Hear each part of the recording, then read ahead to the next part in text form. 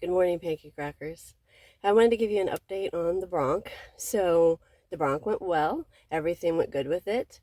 It was different because it's been a long time since I had one. That was back in 2009. So, anytime you do a medical procedure, especially one that was associated with past illness and being sick, I think it definitely can bring back some anxiety and some kind of stress from when you had your experiences before. It's just kind of weird.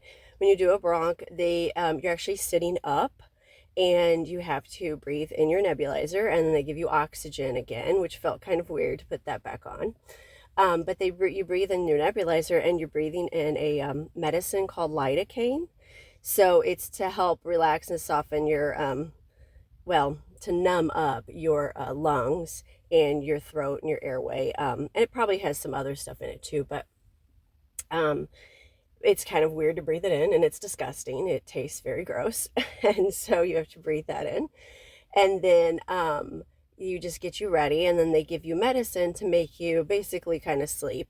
So they're not putting you completely out, but they are giving you medicine, like if you were going to do a colonoscopy or something else where you're out of it and you don't really remember anything.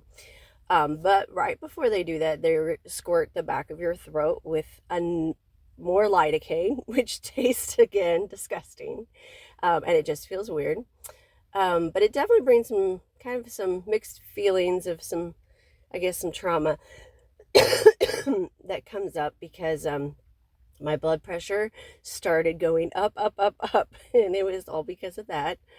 Um, but I wasn't really nervous about the procedure. I knew that we needed to get it done, and the doctor I knew who was doing it. He's a wonderful doctor, and the team was great. I just love the team. So everything went well. I was probably in there for about hour and a half, 2 hours, and the whole thing in and out of the hospital in about 4 or 5 hours. So smooth as can be. The medicine knocks me out the whole rest of the day, so I just go home and sleep. And but it went well. But so now it's just a matter of waiting, and that can definitely get your nerves going for sure. I have, my chart, which is pretty much most of these clinics have that.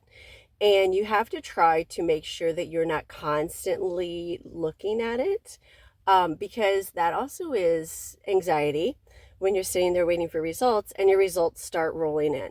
And we are waiting. So when they did this, they take that lung tissue out, like I told you before, and they're going to analyze the lung tissue, and they're going to do lots of tests. So I think they ordered 20 something tests.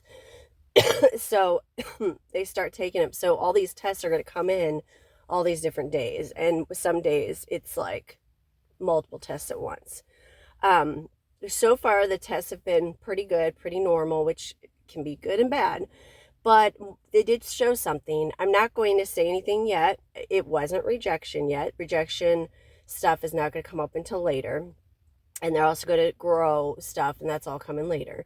But something did show up on there, which can be bad and good. And I'm not trying to be suspenseful, but I do want to get, answers to things before we go.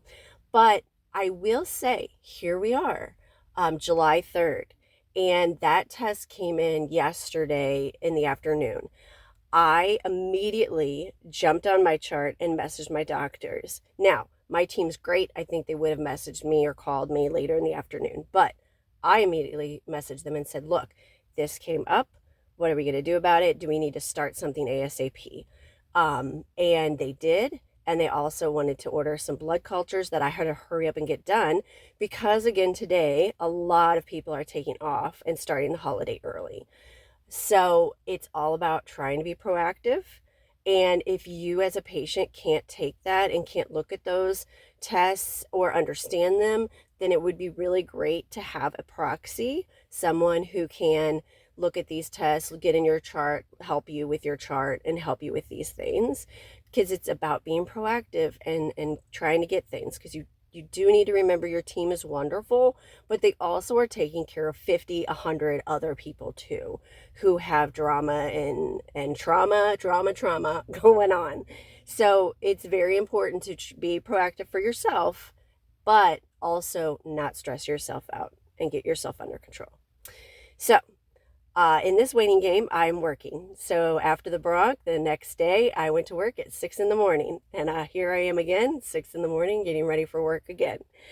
Because I can and because I'm planning. I'm planning that I need to work, get some money, get things set up for when I do have to go to the hospital. Um, and maybe I won't, but worst case scenario, I will. So I'm just wanting to plan that so then I'm not stressed when I am in the hospital.